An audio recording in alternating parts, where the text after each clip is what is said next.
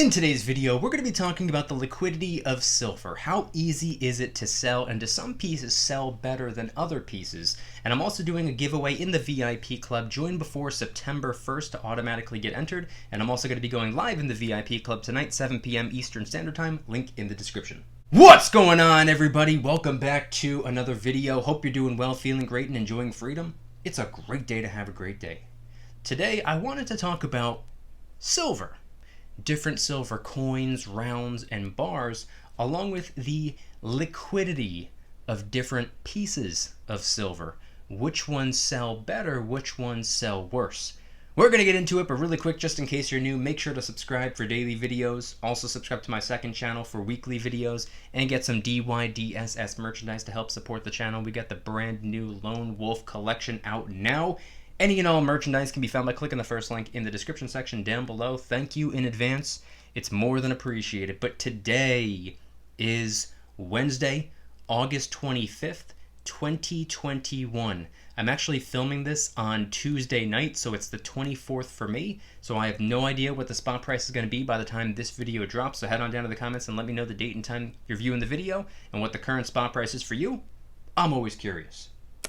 But today I wanted to talk about the liquidity of different silver coins, rounds, and bars. As you can see on screen, we have quite a variety of different pieces. Up top, we have that Aztec calendar, one of my favorite pieces. We have some miscellaneous coins from different countries, some generic silver bars. We have some 90% down the left side right here. We have some 10-ounce bars down the right side over there. We got the Kraken, some Queen's Beasts, and a nice little pile of silver eagles. And over here, all the way to the left, you can't see it in screen, but I have quite a few generic rounds over here.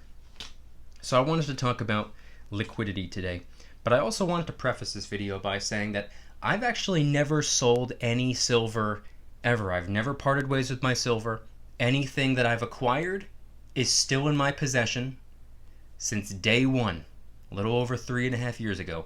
I've never sold even 1 troy ounce of silver. So what I'm going to talk about in this video isn't from personal experience selling silver, but rather judging by all of the comments that I've received over the last 3.5 years of making silver videos on a daily basis. On average, you get about 1 to 5% of the views per video down in the comment section as well. 1 to 5% of people who watch the video will leave a comment. And based off of all of the comments that I've received over the years, I've come to the conclusion, I've kind of figured out what people like, what people don't, and I've also talked to a variety of different coin shops, so that's what I wanted to talk about today. Next thing I wanted to quickly run through is that silver, generally speaking, is just as liquid as cash. I've been saying this for a while. If you have silver, just take it to a coin shop, trade it for some cash. It takes the same exact amount of time, energy, and effort as it would to drive to the bank with your piece of plastic debit card to get cash. It's the same thing. It takes the same amount of time, except one is a little bit more in your control than the other. Both ways are fine. I just prefer this way. I prefer having a physical at-home savings account than to store the cash in the bank. But that's just me.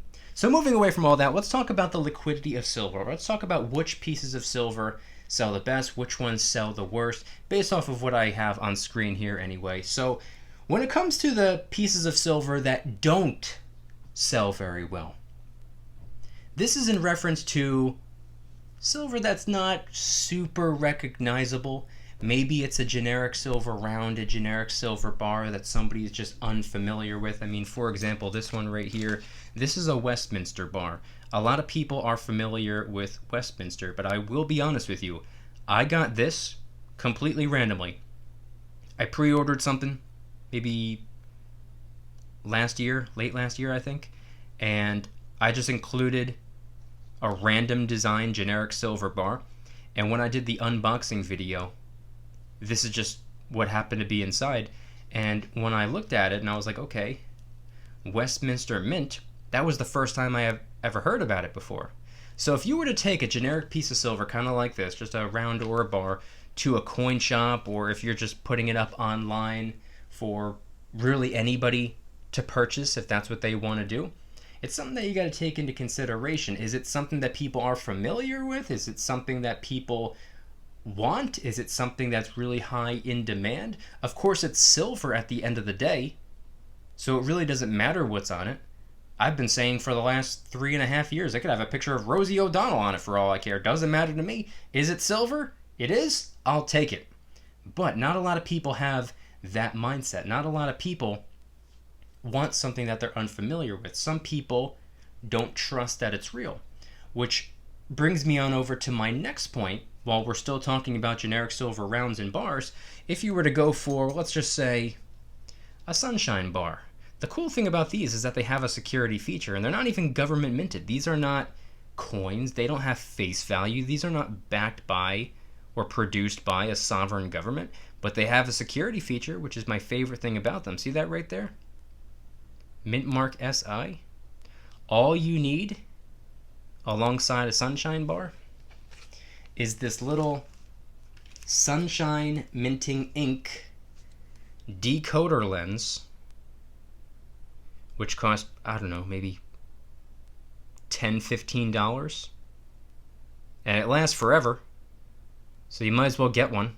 Keep it in your safe, keep it in your car. You could probably even keep it in your wallet if you want. It's about the size of a credit card.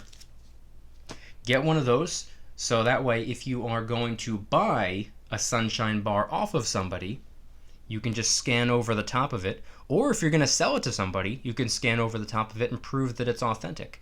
Proof of authenticity, security features, anti-counterfeit technology make pieces of silver way more liquid. Not to say that it's hard to part ways with in the first place. There will always be a buyer. Not to mention, if you're watching this video, I know you have internet access.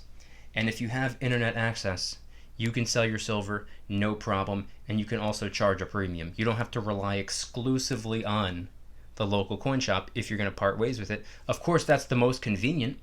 They're right there. You just drive on over, trade it in for some cash, and then just drive home. It's convenient, but sometimes convenient comes with a cost. A lot of people understand that many coin shops will give you spot. I've heard horror stories of people getting below spot from the local coin shop, to which I would respond, heck no, absolutely not. Never sell your silver below spot. If you have internet access, you don't need to do it. But then again, there's some privacy issues with that. Maybe you want it to be this little cash transaction, in which case you gotta pick your poison, I guess. But anyway, moving away from that, let's also talk about some of the most recognizable pieces of silver in the world. And it would be government minted coins. Now, between coins, rounds, and bars, if they were all going for the exact same identical to the penny price tag, I would go with the coin. I would take a Silver Eagle or a Maple or a Kangaroo or a Philharmonic or a Britannia or anything like that over a generic silver round any day of the week. In fact, I spent most of 2018, all of 2019, and the very beginning of 2020 happily paying a slightly higher premium for Silver Eagles after spending my first couple of months of stacking picking up absolutely nothing but generic silver rounds. I could have stuck with the generic rounds for a slightly lower price tag, but I chose to pay a little tiny bit more, because back then premiums actually made sense. I chose to pay a little tiny bit more because I thought the value exceeded the cost. I came to the conclusion on my own, this is not financial advice by the way, because I'm not a financial advisor. I could be dead wrong. Come to your own conclusions and do your own research. But the conclusion that I came to was that the value exceeds the cost because I'm not just paying for a coin, I'm paying for how recognizable it is. I'm paying for that significantly higher level of notoriety. I'm paying for the trust, the demand. Now, what's funny is that once 2020 happened, oh, it proved that Silver Eagles are arguably one of the most liquid pieces of silver you could possibly get your hands on. You see what these things are going for right now? Spot price is only in the low to mid 20s, $23, $24 right now. These things have been going for $7, $8, $9, $10 over spot for the last 18 months. Whereas most other pieces of silver, maple leafs, for example, have been going for the most part, maybe $4, $5, $6 over spot. Generic rounds have been going for $3, $4, $5 over spot, maybe, depending on where you're getting it from, that is. While we're talking about the maple really quick, this I've always believed to be an incredible alternative to the Silver Eagle. See, when I first got started stacking, I was going for generic rounds, but then I decided to switch on over to the American Silver Eagle for a couple of different reasons. Number one, because of what I just said, it's far more recognizable. I personally believe that this right here is the number one superior pure silver 1 troy ounce coin that there is. I believe this one is the king of 1 troy ounce pure silver coins. Just my opinion. Coming in very close second is the maple leaf. And also the other reason I was stacking this is because it's the coin of my country. If I lived in Canada, the maple leaf would be the base of my stack. If I lived in Mexico, the Libertad would be the base of my stack. I personally believe that's what makes the most sense. If the foundation of your stack is the coin of your country, whatever country that may be. I just so happen to be lucky enough and fortunate enough and blessed enough to be an American. So this right here is the base of my stack. Number one for me. Coming in a very close second would be the maple leaf. Another pure silver 1 troy ounce coin. Recognizable, trusted, in demand, respected, sought after no matter where you go. Not to mention, it is absolutely beautiful. On this side, anyway. This side, not so much. But like I said, piece of silver could have a picture of Rosie O'Donnell on it. I personally don't care. If you don't like the queen, keep it queen side down. Silver, silver. Don't be picky. It's not the time for that. Also, in addition to that second in command coin, there are a couple of other coins that I would say are pretty much tied for second when it comes to the liquidity. Philharmonics, another excellent example. Britannia's, another excellent example. I have a Britannia right here, actually. Unfortunately, it's not a 2021 Britannia. I still need to get one of those. I have them in gold. I just don't have one in silver just yet. It has that new security feature right here on the bottom, which, like I said before about those sunshine bars, security features, whew, make it 10 times more liquid. If you can prove that it's authentic right there off the bat, I think you're in good standing.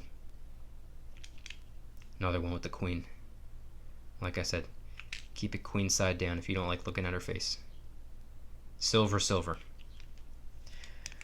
I also wanted to talk about 90%, because this is something that we're all familiar with. Everybody knows 90%. But for some reason, not a lot of people talk too much about 90%. And it's arguably the most popular. So maybe it's too popular. Maybe it's, at least in the stacking realm, considered overrated potentially. I don't know. I've never heard that before. I'm just guessing. I personally love 90%, but I'm starting to believe that a lot of people in the silver and gold stacking world aren't overly interested in it. And maybe it's for the same reason that I, at the very beginning, was never interested in it. I went, when I first started in late 2017, I went pretty much the entire year of 2018 pretty much refusing to stack 90%. I picked up a couple bags of 90% Black Friday or Cyber Monday just because I saw some crazy deals going on. And then in 2019, I said, hey, you know what? I'm going to integrate a little bit of 90% to the stack. I'm going to throw in at least $1 face value every single time I go to the coin shop, pick up some silver, or every single time I place an order online. Again, this wasn't very much. $1 face value is only 4 little silver quarters, and I would include that in my entire order of a bunch of other silver. So I really wasn't focusing too heavily on the 90%. I was only doing it because I thought, or I knew, diversification was important. Diversification was key and vital, especially when it comes to finances. But I still wasn't that big of a fan. I was just doing it because I was like, well, it's probably something that I should do, not necessarily because it's something that I wanted to do. Went the entire year of 2019 doing just that. And it wasn't until about mid-2020 that I actually really started to become a big fan of 90%. And I'll tell you exactly why that is. It's because I started to really understand and appreciate the power of constitutional silver. I was never that big of a fan of it. I guess I just considered it to be kind of boring, because my entire life had gone by before I started stacking silver, and I had silver, well, not silver quarters, but I had quarters in my pocket.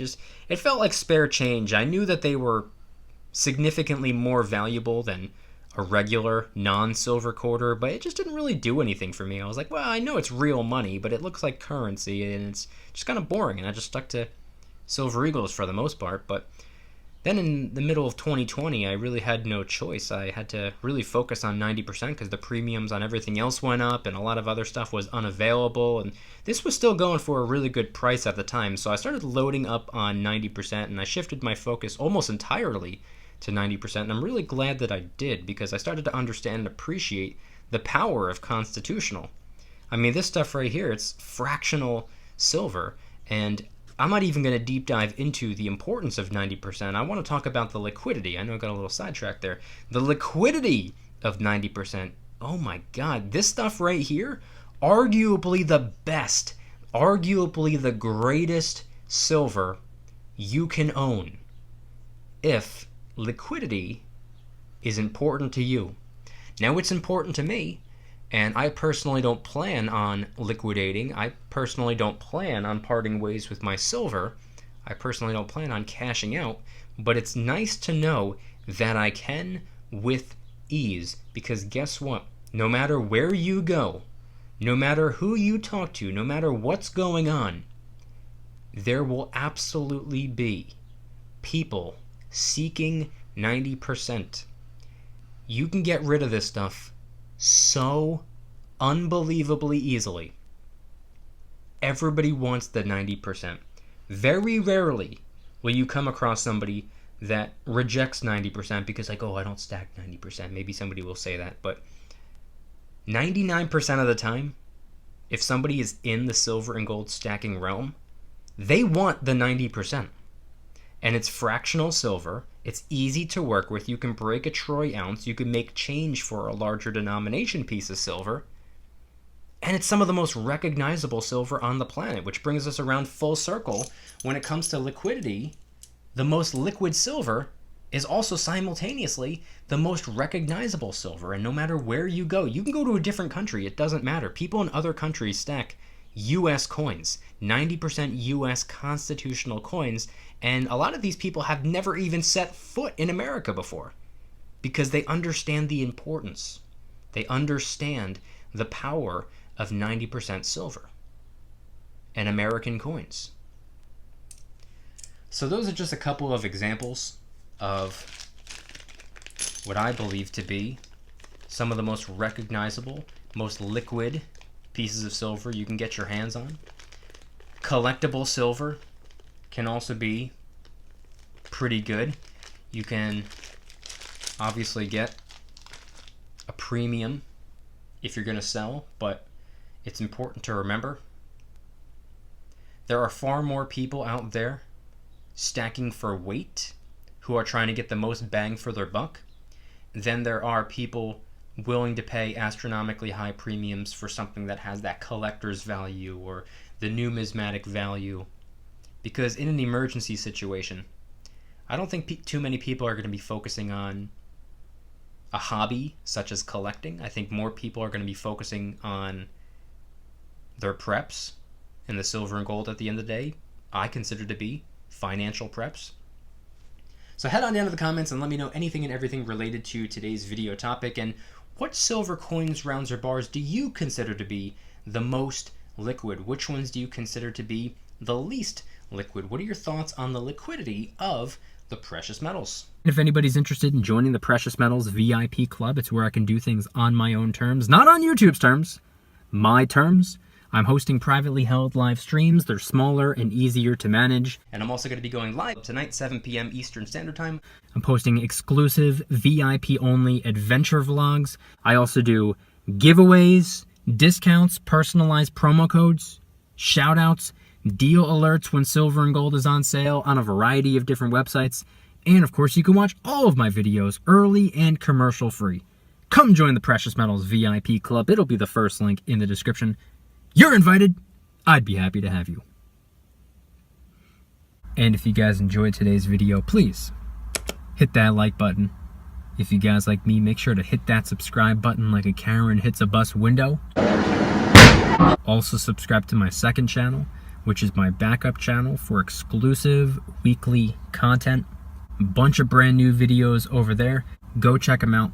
The link will be in the description. Trying really hard to hit 3,000 subscribers. We just hit 2,000, and I appreciate that.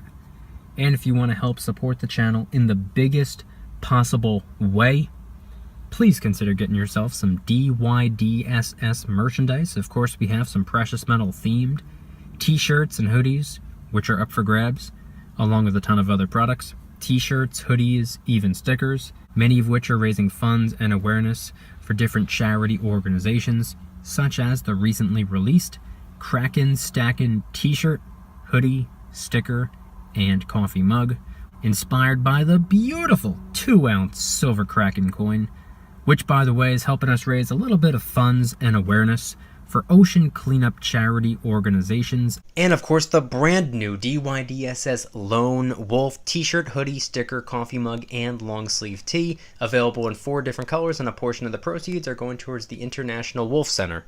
Any and all merchandise can be found by clicking the first link in the description section down below. Thank you in advance, it's more than appreciated. And I want you guys to head on down to the comments and let me know once again, what are your thoughts on everything shared in today's video? When it comes to the liquidity of 90%, I say this stuff right here is probably the most liquid silver you could get your hands on. I would say all government minted coins, even the pure silver, Eagles, Maples, Philharmonics, Britannias, and whatnot, I would say those are unbelievably liquid as well. Generic silver rounds and bars such as the Sunshine, or potentially a silver Buffalo round if it has the security feature on the back, or an RCM bar which is serialized, or really anything that has anti-counterfeit technology. A great piece to have, something that's super liquid.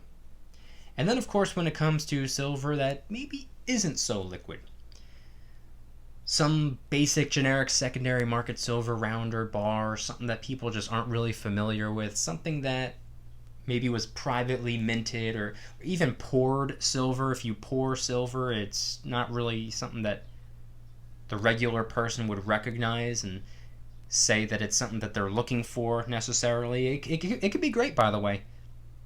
Silver, like I said, it doesn't matter if it's poured silver, a coin, a round, a bar, shape of a triangle, it doesn't matter. When it's all melted down, it's all the same stuff. It's all silver. So that's important to remember. Just so happens to be that some is more liquid than others. Head on down to the comments and let me know anything and everything related to today's video topic. Thank you guys so much for watching. I'll see you tomorrow. And remember, don't you dare stop smiling. Peace.